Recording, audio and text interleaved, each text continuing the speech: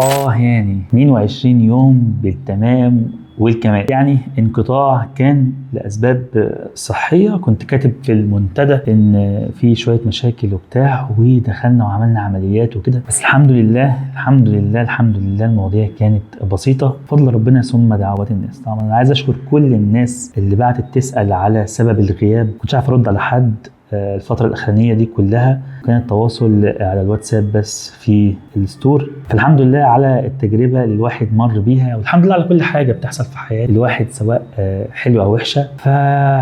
خلاص رجعنا ومعانا ريفيوهات كتيره جدا لساعات كتيره جدا وصلت لنا الفتره الاخرانيه. 22 يوم ده بخلاف ان كان في اصلا حاجات كانت متاخره. فالسلام عليكم ورحمه الله وبركاته، ازيكم عاملين ايه؟ منورين المكتبه دي، معاكم محمد. فيديو جديد هنتكلم فيه عن زوردة، البديل الممتاز جدا للدي تي الترا او الدي تي 8 مع اضافات وتحسينات طفيفه كده. وطبعا السعر متقارب، مفيش اختلاف كبير في السعر، لكن في اضافات في محتويات العلبه، اضافات في السوفت الداخلي، في شويه تحسينات هنتكلم عنها بالتفصيل في الفيديو اللي معانا النهارده. الفيديو طويل شويه معلش عشان اتكلمت في تفاصيل كتيره في الساعه، عشان برضو في ناس بتقعد تقول في مشكله في كذا في مشكله في كذا، فعملت فيديو طويل ما اتكلمتش عن كذا. فحاولت ان انا على قد ما اقدر الم تجربتي للساعه اللي استمرت اكتر من 4 اسابيع، جربت فيهم الساعه تجربه كويسه جدا. فخلينا نبدا الفيديو، يلا نشوف الساعه بتقدم لنا ايه وايه المميز والاضافه اللي فيها. فيلا بينا كالعاده نبدا كلامنا بالانبوكسنج ومحتويات العلبه. زي ما احنا شايفين ده الساعه، ودي اللي احنا كنا بنجربها، لكن احنا نعمل انبوكسنج للساعه الثانيه اللي بالمناسبه يكون عليها جيف اواي حلو جدا يا جماعه. انا متعطش ان انا اطلع جيف اواي، مبسوط ان انا اطلع جيف اواي. طب زي ما احنا شايفين ده بيكون شكل العلبه، هي شبيهه لدرجه كبيره لعلبه الدي تي الترا. يعني هي العلبه ديت متقاربه جدا لعلبه الدي تي. زي ما احنا شايفين اهوت برده مكتوب هنا اسم الموديل او اسم الشركه، وهي اسمها زوردة. نبقى عارفين الاسم ده. بصراحه الساعه قدمت تجربه محترمه جدا، هنشوفها دلوقتي مع بعض. طبعا اسمها زوردة ماكس، هنا مكتوب اهو الترا 49 مللي. ده شكل الساعه، هنا ليها ملمس كده، وده اسم البرنامج اللي اسمه زوردة، برضه برنامج محترم جدا هنتكلم عنه بالتفصيل دلوقتي. يعني من الجنب مكتوب هنا 49 مللي، الناحيه الثانيه اللون بتاع الاستراب واسم البرنامج، وفي الظهر برضه التفاصيل الخاصه بالشركه واسم الموديل. زد 8 الترا ماكس هو ده اسم الموديل او اسم البراند زوردة، والبرنامج برضه اسمه زوردة. ده بالنسبه لشكل العلبه. نفتح العلبه مع بعض. اللون الطابع على العلبه هو اللون الاسود، لون جميل قوي برضو، بيدي انطباع فخامه كده في الانبوكسنج وفتح العلبه. عندنا هنا اول حاجه زي ما قلت لكم، هنا بيكون الاستراب اللي بيكون لونه سبيس جراي، لون رمادي كده مش اسود غامق. ده شكل الاستراب. طبعا الاستراب المضلع اللي برضو فيه اللوك بتاعه الاستراب. طبعا لما هنشوف الاستراب بالشكل ده نعرف على طول ان الساعه فيها استراب لوك. ده شكل الاستراب. موجود هنا عندنا الكتالوج الخاص بالساعه، كتالوج فيه كل التفاصيل اللي انت محتاج تعرفها عن الساعه واللي احنا نتكلم عنها بالتفصيل في الفيديو. عندنا بقى الحاجه الجديده والاضافه المهمه اللي ممكن تفرق مع اي مستخدم، وهو الكفر اللي جاي مع الساعه بالشكل ده. كفر محترم جدا، كفر سيليكون بيحمي الساعه وبيخليها تعيش معاك اطول فتره ممكنه. بعد كده عندنا الشاحن الوايرلس الماجنتيك، واخر حاجه نستعرضها مع بعض وهو الساعه. ده شكل الساعه زي ما احنا شايفين يا شباب، جايه باللون النحاسي الماستر او اللون الاساسي بتاع شركه ابل. طبعا زي ما قلت لكم موجود هنا الاستراب لوك، هو اللوك بتاع الاستراب بيكون هنا كده. وعندنا الساعه طبعا جايب مسامير حقيقيه عشان لو انت عايز او لو محتاجه صيانه يبقى الفك والتركيب فيها سهل. وطبعا ده بيكون شبيه للشكل بتاع ساعه ابل الاصليه. طيب هي الساعه متقاربه جدا للساعه الدي تي الترا اللي معانا اللي بالشكل دوت.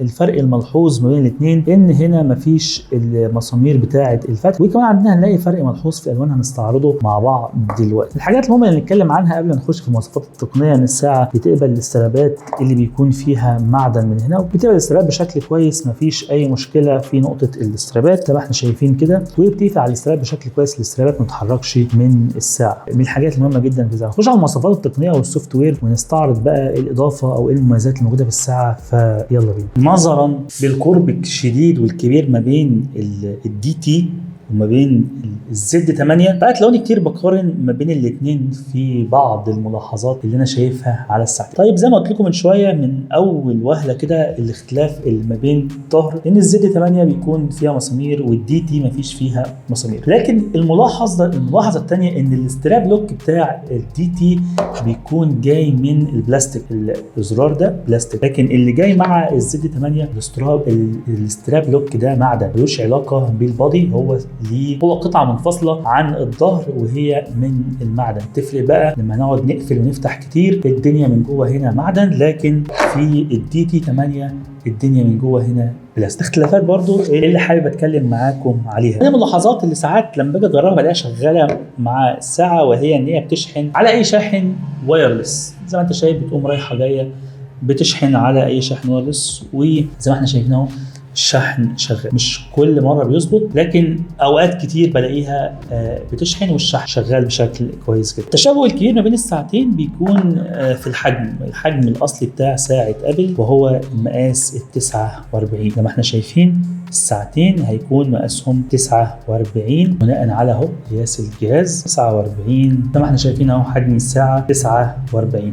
طبعا برضو حجم الدي تي بيكون برضو 49 زي ساعه ابل. طبعا 48 ملي و60 ده يعني ده ارقام لا تذكر. يعني بالنسبه للسمك بتاع الساعه الزد 8 سمكها 14 ملي وعرضها 44 ملي، والدي تي عرضها برضو نفس الكلام 44 ملي، والسمك بتاع الساعه 14 ملي. طيب اخر حاجه هنتكلم عنها في الدايمنشن والابعاد هو الوزن. وزن الدي تي بدون الاستراب 46، وزن الزد 8 بدون الاستراب يعتبر برضو 47. الفرق لا يذكر ما بين الاثنين. من الحاجات والاختلافات الجوهريه في الساعتين هو الريزوليوشن. الريزوليوشن في زد 8 انا شايفه احسن بكتير من ريزوليوشن في الدي تي. زي ما انت شايف اهو ادي شكل الساعتين وادي الالوان الساعتين، يعني حاسس ان في اختلاف رايح ناحيه اكتر الزد 8 والوضوح بتاع الالوان ده. بالنسبه برضو للاختلاف الجوهري طبعا التاتش في الاثنين ممتاز جدا، مفيش اي مشكله. شكل القوائم في الاثنين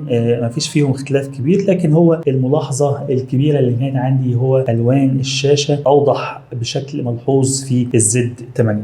طيب لما قربنا الكاميرا شويه باين الفرق بين الالوان، اعتقد الفرق ملحوظ قوي يعني. طيب من الحاجات برضو اللي خدت بالي والفرق ما بين الاثنين ان احنا عندنا هنا الزرار ده بيعمل الاولوز اون ديسبلاي، اللي بالمناسبه ده بيدخلنا على الاولوز اون ديسبلاي او بيقفل الساعه، ده اولوز اون ديسبلاي على فكره. عندنا الزرار دوت هنا ده بيدخلنا على اخر حاجات احنا فتحناها، وهنا ده بيدخلنا على المود الرياضي مباشره، والناحيه الثانيه هنا العكس، ده بيدخلنا على المود الرياضي، ده بيدخلنا على اخر حاجه احنا فتحناها في الساعه. ده بالنسبه للتفصيله دي في زد 8 هي متقاربه اكتر لابل الاصليه، ان بيكون الزرار ده هو المود الرياضي، والزرار الثاني ده بيدخلك على اخر تطبيقات انت فتحتها على الساعه. نتكلم بقى عن الساعه واللي جواها. عندنا لما بنيجي نجيب الشاشه الرئيسيه ده شكل الشاشه الرئيسيه، موجود مجموعه من الخلفيات المميزه، برضو تقدر تنزل خلفيه خاصه بيك من على البرنامج ممتاز جدا وفيه خلفيات مميزه ومختلفه بشكل ملحوظ. كمان عندنا الاوبشن الخاص باللوك بتاع الخلفيه، انت عايز تعمل لوك الخلفيه ما تتغيرش ولا تروح يمين ولا شمال ولا الكلام ده، غير لما تفك اللوك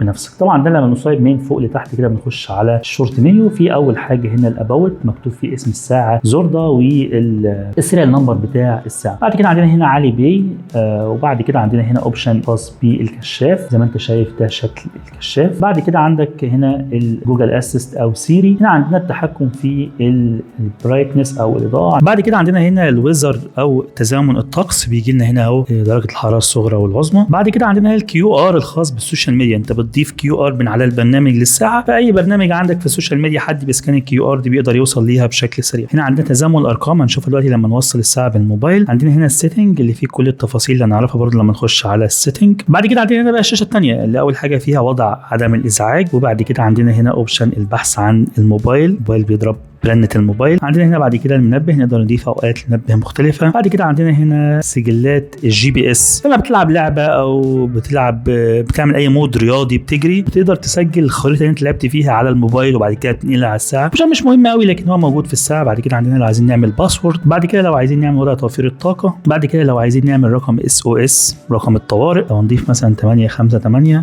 اوكي ده رقم الطوارئ. فلو ضغطنا على الزرار ده بعد كده ضغطه طويله بالشكل ده نروح لمكالمه الطوارئ. بعد كده عندنا هنا اوبشن طرد الميه من الساعه بتعمل فايبريشن قوي كده. الفايبريشن ده بيطرد الميه من الساعه لو دخل فيها قطرات، مش لو غرقت ميه. لما نصايب من الشمال لليمين بنخش على الشاشه الجانبيه اللي فيها اخر 4 تطبيقات فتحناهم، وبلوتوث كول والاشعارات وهكذا. لما نصايب من الشمال لليمين بنخش على الداتا بتاعت الالعاب الرياضيه بتاعتك بتاعت اليوم، بتاعت المود الرياضي بتاعك اليوم، شفت كم خطوه، حرقت كم سعر حراري وهكذا. بعد كده عندنا هنا نبض القلب. نبض القلب، كان في ملاحظه جات لي كده من فتره على ان انا بقيس النبض قبل المجهود وبعد. واحد يقول لي يا عم بدل ما انت عمال ما تفتح الساعه وتورينا فين. فوالله الكومنت مش كان مره، الكومنت اتكرر كذا مره ان انا افتح الساعه واوري له السنسور. طب يا حمام ادي السنسور من غير ما افتح السنسور باين، وتقول اللايت اللي بينوره. تفتكر انا كده محتاج افتح الساعه؟ تفتكر كده القياس شغال بشكل كويس؟ كل الساعات فيها سناسر يكون فيها السنسور، لكن هل السنسور بيقيس بشكل فعلي ولا او السنسور موجود اهو؟ مش محتاج افتح الساعه خالص. لو كان السنسور مش باين ومحتاج افتح الساعه فكره كنت فتحتها، لكن زي ما قلت لك ان لو جبنا نبض القلب تاني اهوت وجينا نقيس اهو، ده السنسور ودي الاضاءه شغاله هي عشان تقيس النبض والسنسور موجود اهو، لكن لازم نعمل مجهود عشان نعرف السنسور ده شغال بشكل فعلي ولا لا. فتعالوا يلا نجرب القياسات ونشوف هل بتدي شكل فعلي ولا لا. طيب بالنسبه للقياس قبل المجهود، طبعا الساعه مش بتقيس في الهواء، دي من ملاحظات القياس. يعني لما جينا نجرب ان احنا نقيس في الهواء الساعه مش بترضى تقيس. يعني مثلا اهو اللمبه بتنور والسنسور مش بينور يا حمام، اللي كنت بتقول لي فك الساعه، اللمبه قصدي بتنور حوالين السنسور والسنسور نفسه مش بينور. طيب هو بيقول لك اهوت مش هيقيس، لازم تضغط بقوه على ايدك عشان تقيس. فهنلبس بقى الساعه نشوف القياس قبل المجهود هيكون عامل ازاي. قلت بقى ما ادلع الساعه واركب لها كفر وبتاع. طبعا ده كفر بتاع الالترا الاصلي او الكوبي بتاع الاصلي برضه، عشان الموضوع في الاصليات بيكون الاوفر يعني. فهنشوف بقى القياسات بتاعتها تبقى عامله ازاي. انا حاسس ان هي شبه الدي تي برضه مش هتقيس بشكل كويس، لكن خلينا نجرب مع بعض بس حاجه. الاكسوميتر اهو دلوقتي 95، نشوف الساعه هتبقى كام. طبعا هي الساعه تفضل تقيس لحد ما بتعمل الفايبريشن، طول ما هي ما عملتش الفايبريشن اللي بتكون لسه بتتاكد من القياسات. هي كده عملت فايبريشن 79 وهنا 90. طب نقيس مره ثانيه. طيب القياس وقف هنا على 72 وفي الاكسوميتر وقف على 87. يعني هي في عدم المجهود مش بتقيس بشكل كويس، فده ما ينقلناش للمرحله الثانيه اللي هي بتاعت طب في المجهود هتقيس بشكل كويس ولا لا. لكن خلينا نعمل شويه مجهود برضه عشان نشوف هل النبض هيرفع ولا لا. طيب بعد مجهود بسيط كده، لان انا لسه زي ما قلت لكم كنت عامل عمليه بسيطه كده، فبعد مجهود بسيط كده هنا النبض رفع ل 100 تمام، والساعه زي ما هي بتقيس في رينج الحاجه و70 79 80 خالص، مش بترفع زي ما انت شايف هو 77. فعشان ما اطولش في النقطه ديت، الساعه بشكل عام يعني لا يعتمد عليها في القياسات، وطبعا بنسبه كبيره بيكون ده الوضع في الساعات الكوبي. بعد النبض عندنا ايه بقى؟ عندنا هنا الويزر زي ما احنا شفنا من شويه. بعد كده عندنا اوبشن التحكم في الساوند، اللي برضه هتلاقيه شغال بشكل كويس. هنشوف الجزء الخاص بالبرنامج وربط الساعه هتلاقيه شغال بشكل كويس، والتحكم في الساوند مش ساعه شغال بشكل كويس. طيب ايه بقى تاني المختلف عندنا هنا؟ عندنا بعد كده هنخش في القائمه، ده شكل القائمه المتشابه بشكل كبير جدا للقائمه في الدي تي الترا او الدي تي عموما. ساعات الدي تي نفس شكل القوائم بالظبط، بس عندنا اختلاف بسيط وهو الاولوز اون ديسبلاي. لما نخش على شكل الاولوز اون ديسبلاي بنلاقي شكله مختلف. طبعا عندنا هنا برضو نقطه المصباح السرير تقدر تفتحها وتقفلها من هنا، وهي كنا نقطه اتكلمنا عنها قبل كده ان بنكون حاطين الساعه على الشاحن. ده كده الوضع العادي ان يعرفك ان هي بتشحن. يعني لو دخلنا كده نلاقي الساعه بتشحن تمام، وهو بعد شويه بيفصل الشاشه لو انت مش فاتح الاولوز اون ديسبلاي. طيب وضع بقى السرير او وضع بجانب السرير ده، لما بنفتح الوضع ده وبنحط الساعه على الشاحن بنلاقي الساعه دينا الشكل ده بيفضل منور طول الوقت. تاخد بالك لما تكون عامل الاوبشن دوت ان لو الساعه فصلت او الساعه بطلت تشحن بيفضل هو شغال وبيسحب من البطاريه. فلما تحطها على مصدر الشحن شغال فيه باستمرار زي كمبيوتر او لابتوب، يا اما تفصل الوضع دوت لو انت مش محتاجه في الساعه. ده بالنسبه لاوبشن مصباح السرير. عندنا كمان الحاجه المختلفه ما بين ديت وبين الدي تي الترا وهو وضع توفير الطاقه. عندنا هنا شكلين لوضع توفير الطاقه، ده واحد فيهم دي مش خلفيه، ده الاولوز اون ديسبلاي بيفضل شغال زي ما انت شايف اهو. لما ننزل الساعه بالشكل ده كده بنلاقي اشتغل الاولوز اون ديسبلاي ويرجع تاني. خلينا نغير الخلفيه دي. بننزل الساعه كده ده اولوز اون ديسبلاي وكده.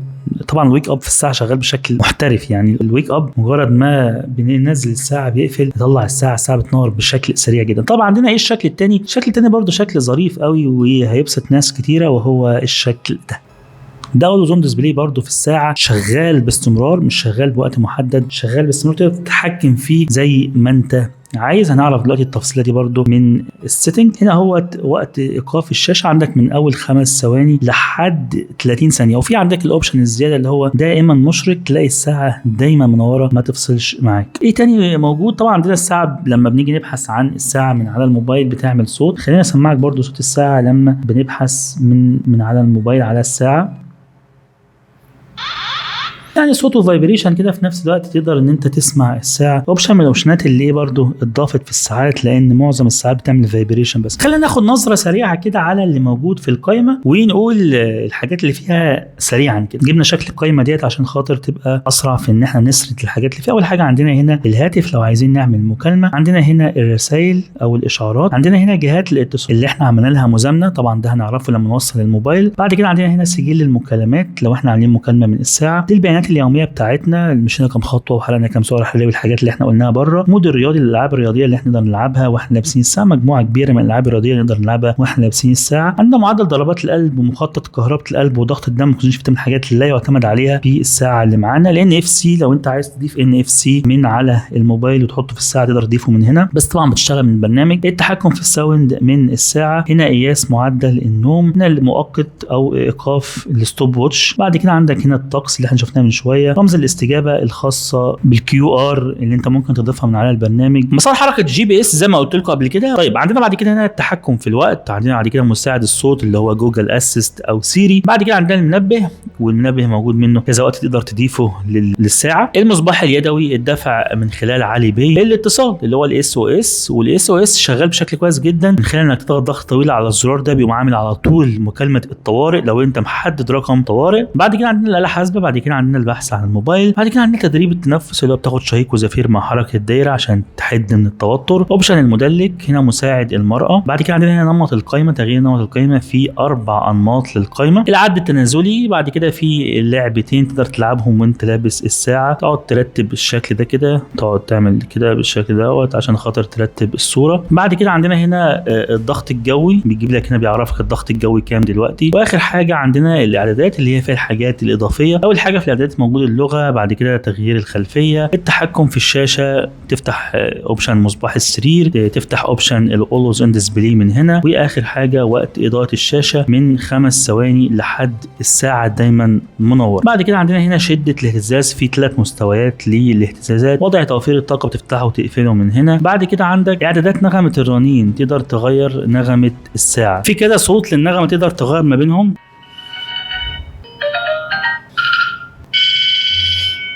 او تعمل النغمه الافتراضيه اللي هي نغمه الموبايل. وكمان في اصوات للرسائل تقدر تغيرها من هنا، وكمان في اصوات للمنبه هي تعتبر نفس اصوات الرنات. عندك بعد كده عايز تعمل كلمه سر او تعمل باسورد للساعه، واخر حاجه لو عايز تعمل اعاده ضبط مصنع للساعه. الحاجات اللي ما اتكلمتش عنها في السوفت وير ومواصفات التقنيه هو البطاريه. الساعه بطاريتها 380 ملي امبير.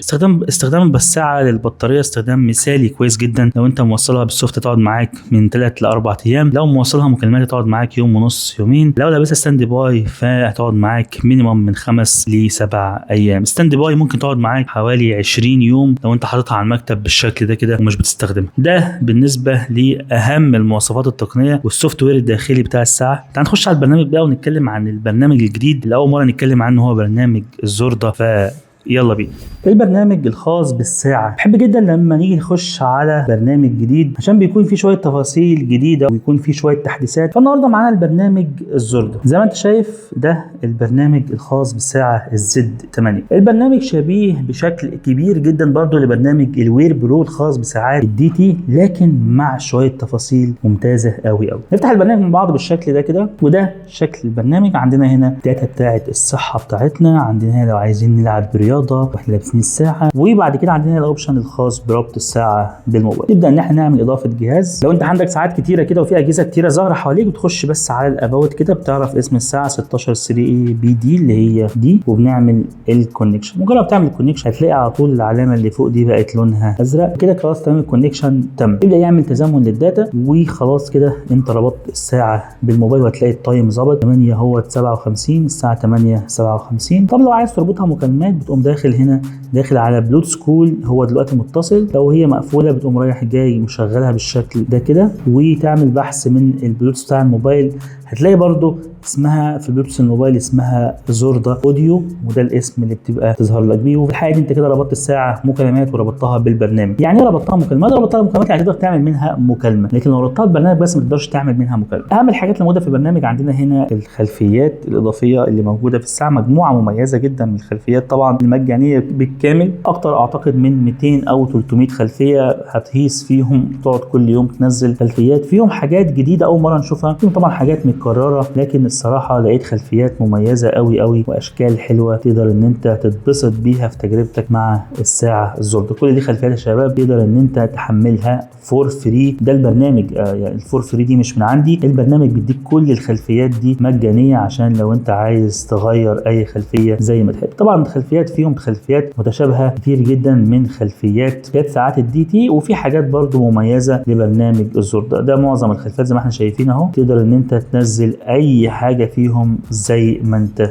عايز. وطبعا مش هننسى لو انت عايز تنزل صوره شخصيه الموضوع بسيط، تخش على اول خلفيه بالشكل ده كده، وبعد كده بتخش تختار اي صوره من الالبوم عندك وتبدا ان انت تبعتها على الساعه بالشكل ده، وتمام كده احنا غيرنا الخلفيه بصوره شخصيه. عندك بعد كده هنا اوبشن تسكير المكالمات، لو انت عايز لما حد يرن عليك الاسم يظهر بتفتح الاوبشن وتقفله من هنا. بعد كده عندنا هنا اوبشن الخاص بالكاميرا بتاعه الساعه، كل اللي عليك انك بتفتح الكاميرا بتاعه البرنامج بالشكل ده، تاخد لقطات للحاجه اللي بتصورها من خلال انك تضغط بالشكل ده ضغطه، تلاقي هو تم التقاط الصوره بنجاح. عباره عن ريموت كاميرا عشان تقدر تاخد لقطات من خلال الساعه وتحط الموبايل بيه. بعد كده عندنا هنا اشعارات التطبيقات، تبدا انك تخش تفتح صلاحيات البرنامج ان هو ياخد اشارات، وبتبدا تحدد البرامج اللي انت محتاج. طبعا عندنا البرنامج مميز ان هو بياخد صلاحيات لكل البرامج اللي عندك على الموبايل، ان يبعت لك اشعارات ليها. اي برنامج على الموبايل هتلاقي فيه اوبشن ان انت تبعت الاشعارات او ما تبعتهاش، فيسبوك، رسائل، ماسنجر، مجموعه ادوات الاعمال، اي برنامج بقى. ده طبعا ده كل البرامج اللي عندي على الموبايل، فهتلاقوني فاتح الحاجات المهمه وقافل الحاجات اللي مش مهمه عشان بس الموضوع ما يبقاش مزعج ليك وانت لابس الساعه. تختار اللي انت عايزه وتقفل اللي انت مش عايزه بالشكل اللي انا بعمله ده. طبعا بعد كده عندنا هنا التذكير بالاس ام اس، ابعت لك رسائل اس ام اس، تفتح الاوبشن من هنا. عندك اختبار تخطيط القلب وكشف معدل ضربات القلب. خلونا ايه الحاجات دي احنا قلنا ان هي مش بتقيس بشكل اكيوريت فمش هنشتغل عليها. في بعد كده عندنا كمان الاتصالات المتكرره، طبعا زيها زي ساعه الدي تي بتاخد 200 اسم، تقدر انت تسجل 200 اسم على الساعه. طبعا شايف الرقم ده رقم ممتاز جدا في ان انت 200 اسم 200 رقم عندك هتحطهم على الساعه لو انت عايز تكلمهم من على الساعه، فتقدر انت تضيف اي رقم مثلا بتخش على جهات الاتصال بالشكل ده وتحدد الرقم اللي انت عايزه، وليكن مثلا المكتبه، تحدد الرقم اللي انت عايزه وبعد كده بتعمل حفظ، هتلاقي دايركت نقل الاسم اللي انت حطيته. تقدر انت تحط لحد 200 اسم يا شباب تنقلهم من الموبايل عندك للساعه، وال200 اسم دول في حاله ان انت محتاج تكلم الارقام دي من على الساعه. رموز الاستجابه تقدر ان انت تضيف رموز استجابه للبرامج اللي قدامك دي او اي برنامج اضافي اخر، هو بيكون برنامج واحد بس، وهي عباره عن QR بتضيفها للبرامج اللي قدامك دي. بعد كده عندنا هنا مكالمه البلوتوث، قلنا بنفتحها ازاي من شويه، بنخش نفتح البلوتوث من هنا بالشكل ده كده، وبعد كده بنبحث من على الموبايل، ولو احنا رابطينها هتربط دايركت لوحدها. عندنا هنا بعد كده لو عايزين نضيف منبه، عندنا هنا اوبشن الويك اب، بنفتحه ونقفله من هنا. لو احنا قفلناه ونزلنا الساعه بالشكل ده ما تضلمش ورفعنا هتفضل هي كده كده نورة، لكن لو فتحناه ونزلنا الساعه كده تلاقي الساعه ضلمت ونرجع نفتحها تاني معانا تنور. طبعا احنا دلوقتي قافلين الاولويز اون ديسبلاي. البحث عن الساعه اتكلمنا عنه برده شغال بشكل كويس. واخر حاجه عندنا هنا NFC لو احنا عايزين نضيف بطاقات اعمال او بطاقه بريد الكتروني. فعندنا اعدادات اخرى زي التذكير بحركه، يعني تفكرك كل قد ايه وشغاله من وقت قد ايه لوقت قد ايه. في بعد كده عندنا وضع عدم الازعاج، بتشغله لو انت عايز تشغله في وقت محدد او بتشغله على مدار اليوم. في هنا وضع التذكير، يعني الساعه لما تيجي ترن او لما تيجي تديك تنبيه بتنور بس ولا اشعارات ولا الاثنين مع بعض. هنا بعد كده التذكير بشرب الميه، لو انت عايز الساعه تفكرك تشرب ميه كل قد ايه. واخر حاجه هنا لو في ابديت للبرنامج. في عجاله دي كل التفاصيل الخاصه بالكونكشن وربط الساعه بالموبايل. هنتكلم بس عن المكالمات، والساعه بتظهر الاسماء كلها ولا عدد معين؟ هنقول التجربه مع بعض. طب يا شباب، نقطه اظهار اسم متصل بتبقى دايما منقسمه لجزئين. الجزء الاولاني هو الاتصال الخاص بالبرنامج، واحنا في الحاله دي بتظهر كل الاسماء المتصله. اي حد متسجل عندك على الموبايل اسمه بيظهر عندك بشكل تلقائي، وتقدر ان انت تكنسل على المكالمه، تقدر ان انت تضغط على الكنسله فتكنسل المكالمه دوت لما بنكون رابطين البرنامج بس. طب انت بتكون رابط البرنامج بس ازاي؟ من خلال بتبقى العلامه اللي هنا دي بتبقى خضراء بس. يعني مثلا لو دخلنا هنا على البلوتوث بالشكل ده كده ولغينا الكونكشن ده كده، ده الكونكشن الخاص بالمكالمات، لو لغيناه بالشكل ده هتبقى كده احنا رابطين الساعه برنامج بس، اللي هو العلامه الخضراء دي. طيب في الحاله دي بيظهر جميع الاسماء وبنقدر نكنسل على المكالمه. لو انت ربطت الساعه بالمكالمات، دخلت في ده، دخلت على الساعه هنا كده بالشكل ده، فتحت البلوتوث فتحته وربطت الساعه بالمكالمات، هنا دخلنا هنا، ده بيكون شكل الكونكشن. هتلاقي دلوقتي الكونكشن بقى ازرق ولمبه خضراء زي ما انت شايف هنا كده. في الحاله دي بيظهر ال 200 اسم اللي انت مسجلهم او الاسماء اللي انت سجلتها زي ما احنا كنا اتكلمنا من شويه. بنخش على الاتصالات المتكرره وبنضيف الاسماء المهمه بالنسبه لنا. في الحاله دي ال 200 اسم دول بس هم اللي هيظهرهم، واي اسم تاني مش هيظهر. طبعا اعتقد رقم 200 اسم زي ما انت شايف اهو، 200 اسم. اعتقد رقم 200 اسم رقم كافي لاي حد يكون عنده ارقام مهمه تتصل بيه او هو يتصل بيهم من على ساعه. طبعا اي رقم انت بتسجله من 200 اسم بتلاقيه موجود هنا في جهات الاتصال، تقدر ان انت تتصل بيه مباشره بالشكل ده. هتلاقي على طول المكالمه تمت. زي ما قلت لكم برده من شويه، لو ضغطنا ضغط طويل على زرار الاورنج اللي في الجنب ده كده هنلاقي مكالمه الطوارئ تمت مباشره. ده بالنسبه شباب للمكالمات واظهار اسم متصل. طيب خلاص، الساعه زد 8 من وجهه نظري وبعد التجربه اللي احنا جربناها انا شايفها برده واحده من الساعات الكويسه جدا في ساعات الالترا. ساعات الالترا بشكل عام فيهم ساعات حلوه جدا، يعني لحد دلوقتي ما جالناش ربع او عشر المشاكل اللي كانت بتجيلنا في الساعات اللي قبل الالترا. بشكل عام ساعات الالترا جايه ببادي كويس، جايه بامكانيات كويسه، خبره بقى، في خبره سنين. طبعا الساعات دي كلها صيني، ففي خبره سنين من المصنعين والمبرمجين للساعات بداوا يطلعوها بقى في الساعات الالترا. يعني ما بقاش في مشاكل كتير في السوفت، ما بقاش في مشاكل كتير في البطاريه. عايز اقول لكم ان في موديلات اصلا ما جالناش فيها مشاكل. الزد 8 بعد تجربتها شايف ان هي واحده من الساعات برضو الكويسه جدا في ساعات الالترا اللي اتوفرت مؤخرا في السوق المصري، واللي برضو بالفعل موجوده في ستور المكتبه. لو انت حابب تقتنيها هتلاقي لينكات تحت في الديسكربشن، تقدر تتواصل معانا عشان تشتري او تطلب الساعه من الستور. طيب يا عم محمد، ايه الايجابيات اللي في الساعه؟ زيها زي ساعه الدي تي الترا بالنسبه لي، ما عدا ان هي افضل في الاولويز اون ديسبلاي، شغال فيها بشكل مختلف اكنك حاطط خلفيه طول الوقت. البطاريه بتاعتها كانت كويسه جدا في تجربتي معاها، ما كانتش بتفصل مني بشكل سريع، بتقعد معايا اليوم والاثنين والثلاثه لو انا بستخدمها باستمرار ما تفصلش معايا. فكانت البطاريه بالنسبه لي مرضيه جدا. طبعا الشاشه والوانها كانت حلوه جدا وممتازه، اظهار اسم متصل شغال فيها بشكل كويس، تحكم في الساوند شغال فيها بشكل كويس، البرنامج الكونكشن بتاعه ممتاز جدا جدا. يعني مش لازم اخش اربط الساعه من البرنامج، انا مجرد ما انا ابعد عن الموبايل وارجع له تاني مسافه مثلا 10 متر او 15 متر، مجرد ما ارجع هي اول ما الموبايل هيلقط الساعه الكونكشن هيتم على طول. طبعا برضه في الكونكشن الخاص بالمكالمات الصوت كان واضح جدا، المايك كان ممتاز جدا في التجربه، ما حسيتش باي مشاكل في تجربه الساعه. شايف ان هي ساعه متكامله بدرجه كبيره جدا، وانصحك تقتنيها لو انت بتدور على حاجه في ساعات الالترا، ولو عجبك السوفت بتاعها، لو عجبك البرنامج بتاعها، فهتكون تجربه مثاليه ليه بالنسبه لساعه بالابل الترا. قبل ما نقفل الفيديو احنا مطلعين الساعه اللي معانا في الريفيو هتبقى جيف اواي. صوره الجيف اواي بسيطه جدا، تعمل اشتراك في القناه وتعمل لايك وكمان تكتب كومنت تقول رايك في المحتوى اللي بنقدمه عشان تكون محظوظ معانا وتكسب الساعه اللي في الريفيو. دي كانت شرط الخاص الريفيو الخاص بالساعه زد 8. اتمنى ما اكونش طولت عليكم، اتمنى يكون الفيديو وضح لك كل حاجه محتاج تعرفها عن الساعه. ما تنساش تعمل سبسكرايب للقناه، ولو الفيديو عجبك ادينا اللايك الجميل، فعل زر الجرس عشان يوصلك كل جديد، فعلا من سمارت واتش بشكل خاص، صوره الموبايل بشكل عام. معكم محمد، في امان الله، والسلام عليكم ورحمه الله وبركاته.